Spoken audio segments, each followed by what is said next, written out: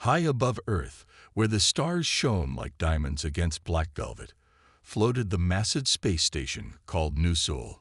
Inside this giant metal home, two sisters lived very different lives. Their story began in the growing rooms, where plants stretched toward artificial sunlight. Hae-yeon wiped sweat from her forehead as she checked the tomato plants.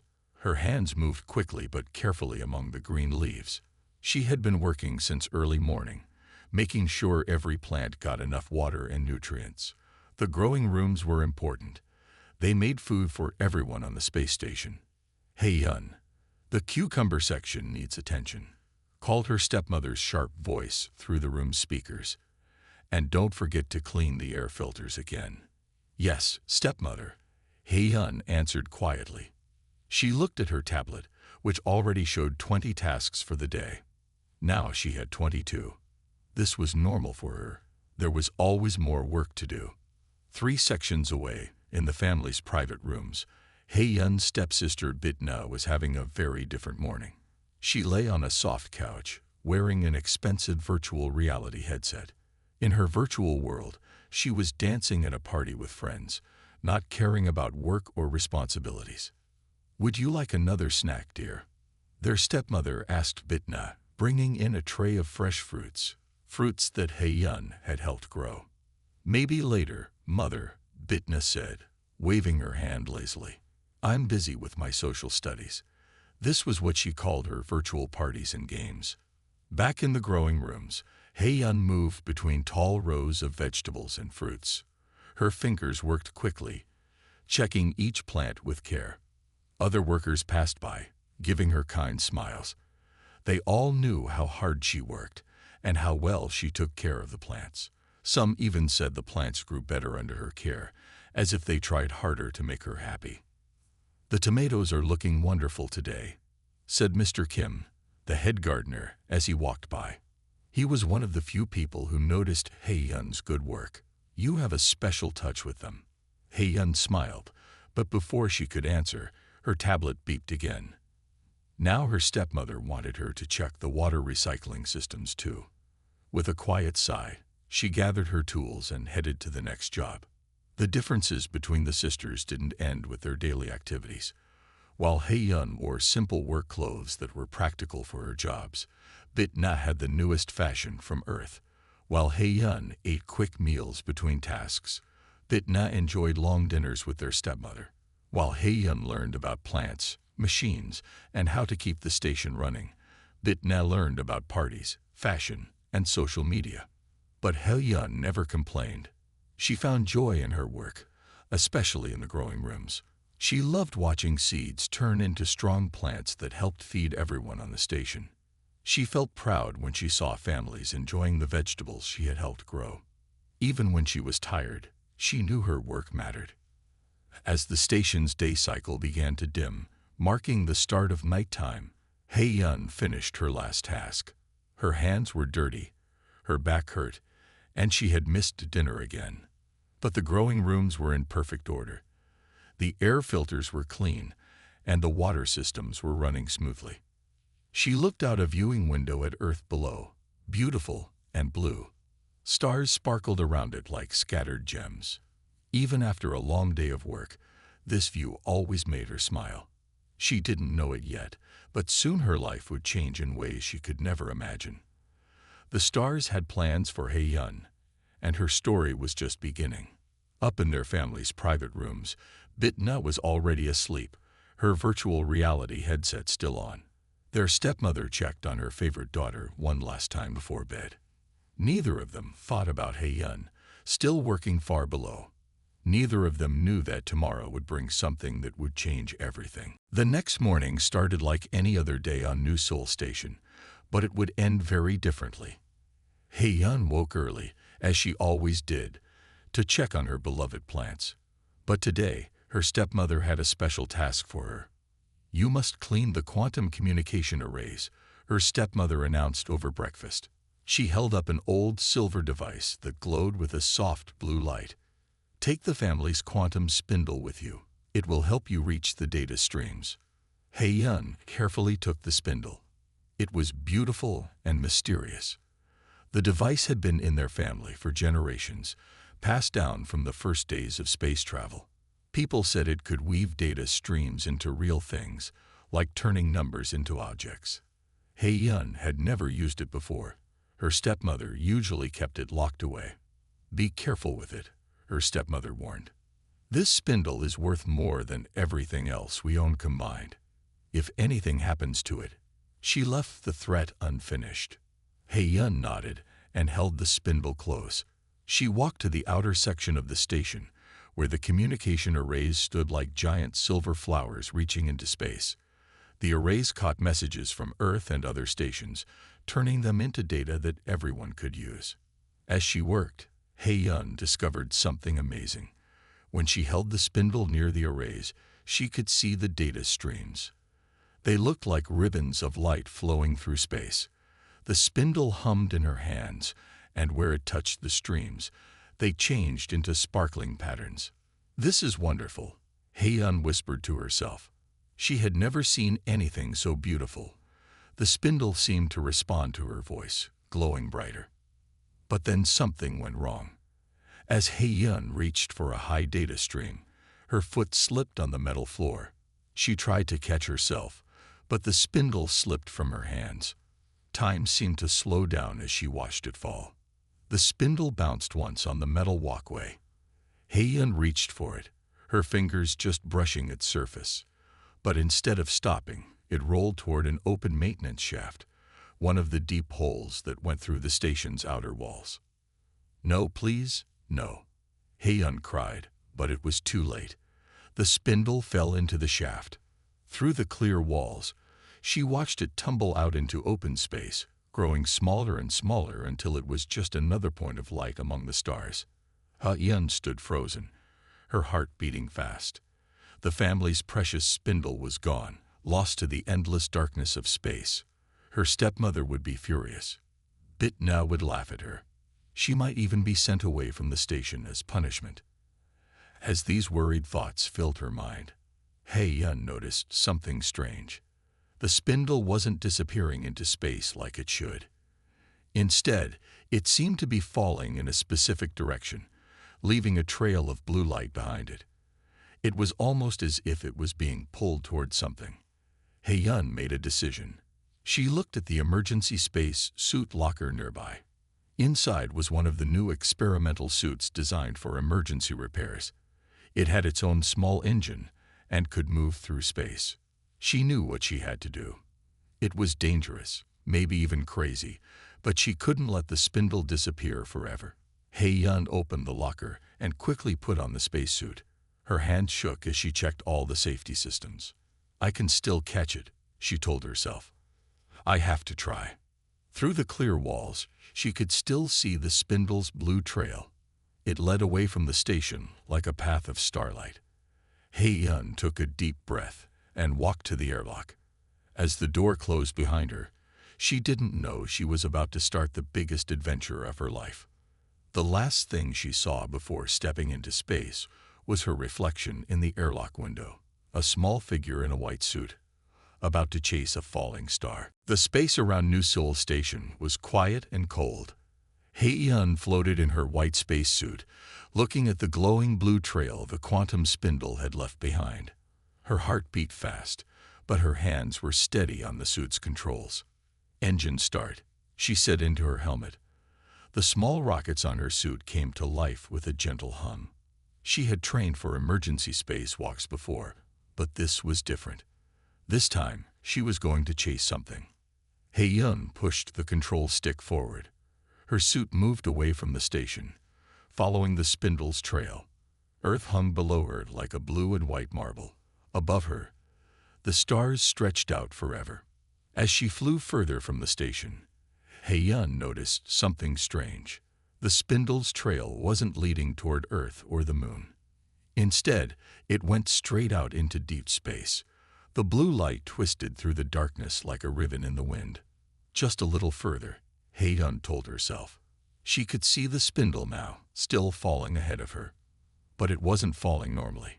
It seemed to be pulling itself through space, as if it knew where it wanted to go.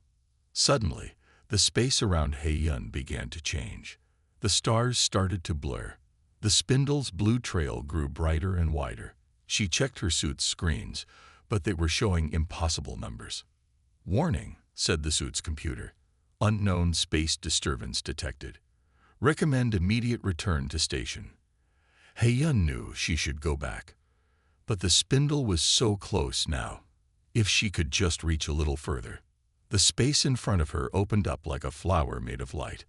Hei-yun had heard stories about wormholes, tunnels through space, but she had never thought she would see one. The quantum spindle flew straight into the bright opening. Hei-yun had to make a choice.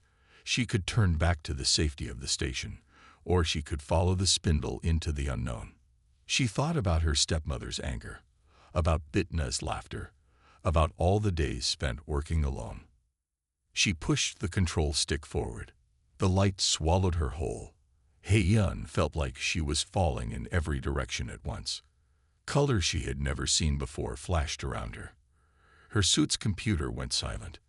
Time seemed to stop and rush forward all at once. Then, as suddenly as it had started, the strange feeling stopped. Hei-yun opened her eyes. She was in a part of space she had never seen before. The stars here looked different. They glittered like ice crystals in sunlight. Her suit's computer came back to life. "Location unknown," it reported. "No known stars match current patterns. Temperature approaching absolute zero." Hei-yun looked around in wonder. Everything was beautiful and strange. The stars weren't just white. They shimmered in soft blues and silvers, and it was cold, colder than any space she had ever been in. The quantum spindle floated ahead of her, but now it moved slowly, as if it had reached its destination. As Hei-yun watched, frost began to form on her suit's clear helmet. The frost made patterns she had never seen before, like frozen lace. Then she saw it. In the distance, something huge floated in space. It looked like a station, but not like any station she knew. This one seemed to be made entirely of ice and crystal. It sparkled like a giant snowflake. The spindle moved toward the crystal station, and Hei-yun followed. She didn't know it yet, but she had found something that only existed in old stories. The home of Mother Frost herself, the keeper of cosmic winter. As she flew closer to the station, Hei-yun saw movement. Something was coming out to meet her. Inside her frosted helmet, she held her breath and waited. The thing coming toward Hei-yun was a robot made of crystal and light. It moved smoothly through space, leaving a trail of sparkling frost behind it. As it came closer, Hei-yun saw that it looked like a snowflake that had come alive. "Welcome, brave traveler," said a gentle voice in her helmet. "Please follow our guide. Your suit's oxygen is getting low." Hei-yun looked at her suit's display. The voice was right. She had used more oxygen than she thought during her chase through space. The crystal robot turned and moved toward the huge ice station. Hei-yun followed it. They approached what looked like an entrance, a beautiful arch made of clear ice. As they passed through it, Hei-yun felt a change in her suit. The frost patterns on her helmet began to melt away. The temperature around her became warmer. "You may remove your helmet now," the gentle voice said. "Our station's air is safe for humans." Hei-yun carefully took off her helmet. The air smelled fresh and clean, with a hint of something sweet like winter flowers. She looked around in wonder. The inside of the station was even more beautiful than the outside. The walls were made of ice that somehow stayed solid despite the warm air. Lights danced inside the ice, making patterns that moved like the northern lights on Earth. The floors were smooth and sparkled with each step she took. The crystal robot led her down a long hallway. Through clear ice walls, Hei-yun saw large rooms where more robots worked. They were shaking out what looked like blankets made of starlight. Wherever these blankets touched the walls, frost patterns grew. "They are tending to the cosmic winter," the voice explained. "It is delicate work that keeps the universe in balance." At the end of the hallway was a grand room with a high ceiling. In the center stood a tall figure that glowed with a soft blue light. As Hei-yun came closer, She saw that it wasn't exactly a person, but it wasn't exactly a robot either. It was something in between. "I am Mother Frost," said the figure, and Hei-yun recognized the gentle voice from before. "Welcome to my home, Hei-yun of New Seoul Station." Mother Frost looked like a woman made of winter itself. Her dress seemed to be made of snowflakes. Her hair was like strands of frost. Her eyes sparkled like stars on a cold night. In her hands, she held Hei-yun's quantum spindle. "You showed great courage following this spindle," Mother Frost said. "Many would have turned back at the sight of the wormhole, but you chose to be brave." Hei-yun stood straighter. "I had to follow it," she said. "The spindle belongs to my family. I couldn't let it be lost." Mother Frost smiled. The air around her sparkled when she did. "The spindle was never lost, dear one. It was finding its way home. You see, I made it long ago, when your station was first built. I gave it to your great-grandmother for safekeeping." Hei-yun looked at the spindle with new wonder. "But why did it come back now?" "Because it was time," Mother Frost said. "Time for someone new to learn the ways of cosmic winter. Someone who understands the importance of care and balance." She looked at Hei-yun with kind eyes. "Someone like you." Around them, the crystal robots continued their work. Through the ice walls, Hei-yun could see the universe stretching out forever, beautiful and cold, and full of mysteries she was just beginning to understand. "Would you like to learn about cosmic winter?" Mother Frost asked Hei-yun. "It is delicate work, but I think you will understand it well." Hei-yun nodded. She remembered how carefully she had tended the plants in New Seoul's growing rooms. Perhaps this would be similar, but instead of growing things, she would help maintain the cold that space needed. Mother Frost led her to a large room where crystal robots worked with streams of starlight. "First, you must learn to see the heat and cold of the universe," she explained. "Watch carefully." The robots showed Hei-yun how they gathered starlight into shimmering blankets. These blankets needed to be shaken at just the right time, in just the right way. When they did this correctly, the blankets released patterns of frost into space. "Every star needs a balance," Mother Frost said.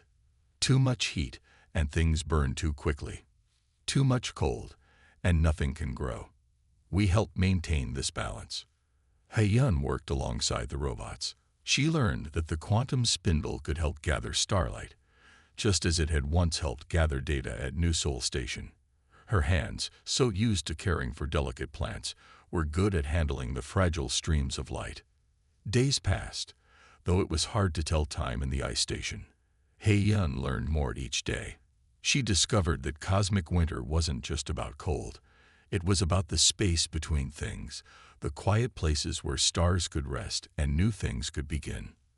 One day, while Hei-yun was working with a particularly difficult stream of starlight, Mother Frost came to watch. The stream was hot and wild, like an angry river of light. But Hei-yun remembered how she used to calm the most stubborn plants in the growing rooms. She spoke softly to the stream, moving her hands slowly and steadily. The quantum spindle in her hands hummed with energy. Gradually, the wild light began to calm. It settled into a gentle pattern, ready to be woven into a winter blanket. "Very good," Mother Frost said, smiling. "You understand something many never learn.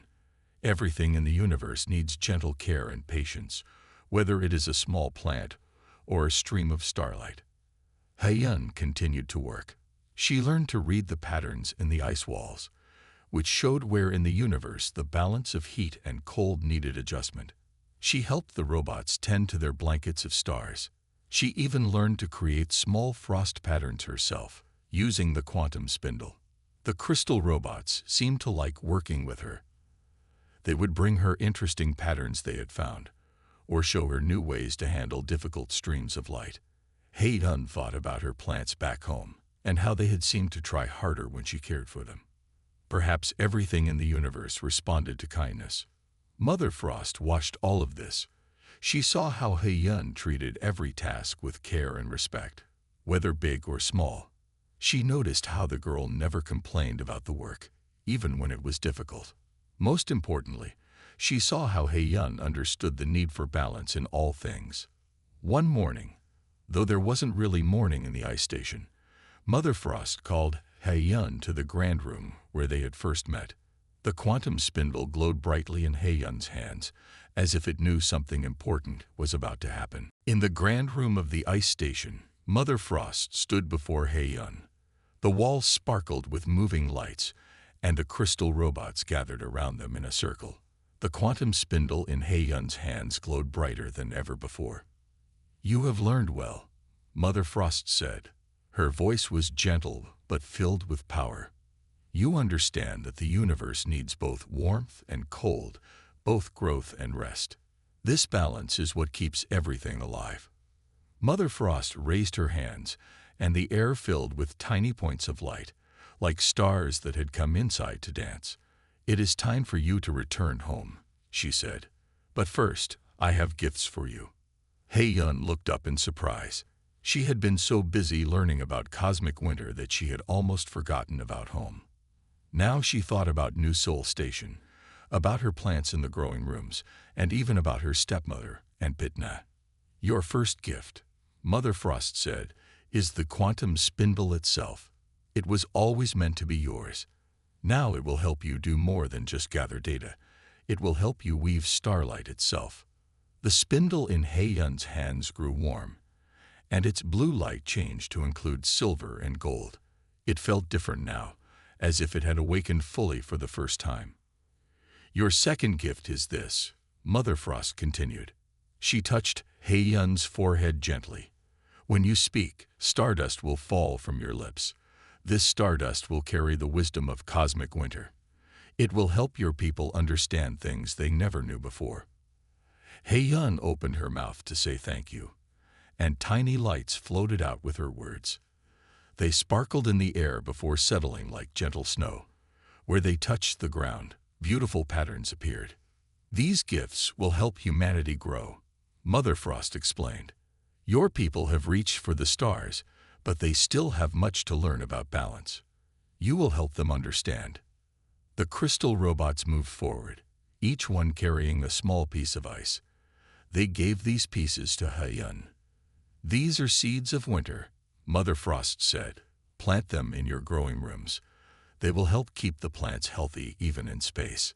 He-yun held the ice seeds carefully. They were cold but didn't melt in her hands.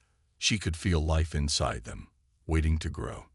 "One last thing," Mother Frost said. She waved her hand, and a window opened in the ice wall. Through it, He-yun could see New Seoul Station floating in space. "It's time for you to go home. The station needs you, and your plants miss your care." He-yun looked at her gifts, the enhanced spindle, the ice seeds, and she thought about the stardust in her words. Then she looked at Mother Frost and the crystal robots who had taught her so much. "Thank you," she said, and more stardust sparkled in the air. "I will use these gifts well." Mother Frost smiled. "I know you will. You have helped tend the cosmic winter. Now you will help tend the future of your people. Remember what you learned here. Everything needs balance. Everything needs care. And even the coldest space can hold wonderful secrets." A crystal robot brought He-yun's spacesuit, now cleaned and glowing softly with its own frost patterns. As she put it on, she knew she was ready to return home. She had come seeking a lost spindle, but she had found so much more. News traveled quickly through New Seoul Station when He-yun returned. People gathered to see the girl who had chased a quantum spindle through space and returned with gifts of stardust and winter wisdom. Every time she spoke, tiny lights danced in the air, and the plants in the growing rooms had never looked better. Bitna watched all of this from her private rooms. She saw how people listened when He-yun spoke, how they marveled at the beautiful frost patterns that now decorated the growing rooms, and how even the station's computers seemed to work better when He-yun used her enhanced spindle near them. "It's not fair," Bitna said to their stepmother. "Why should she get special gifts? I could do what she does. It can't be that hard to impress some old ice woman." Their stepmother agreed. She had another quantum spindle, an older one that she had kept hidden away. Take this, she told Bitna. Go find this Mother Frost and get better gifts than your sister. So Bitna put on the newest, most expensive spacesuit the station had. She took the old spindle and walked to the same maintenance shaft where He-yun's adventure had begun. Without hesitation, she dropped the spindle into space. Now I just follow it, she said to herself, stepping into space. She had never worked in zero gravity before, but she thought it would be easy.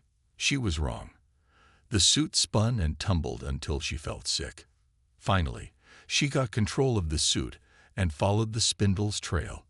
When she saw the wormhole open, she flew straight in without thinking twice.